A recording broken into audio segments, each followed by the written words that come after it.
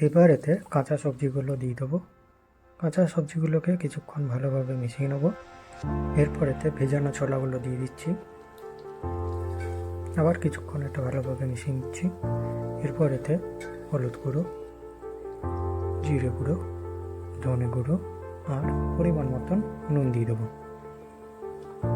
তারপর আবার এটাকে ভালোভাবে মশলাগুলোর সাথে মিশিয়ে নিতে হবে। এবার এতে ভেজানো চাল ডালগুলো দিয়ে এগুলোকে ভালোভাবে মিশিয়ে নিতে হবে। কিছুক্ষণ মিশিয়ে নেওয়ার পর এতে জল দিয়ে দিচ্ছি। এবার এটা ঢাকা দিয়ে কিছুক্ষণ সেদ্ধ করে নেব। ফোড়ন দেওয়ার জন্য জিরে, একটু ছোলার ডাল আর লঙ্কা ভেজে নিচ্ছি।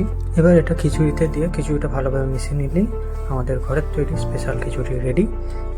এবার গরম গরম সার্ভ করো আর খেয়ে আমাকে বলুন কেমন হয়েছে।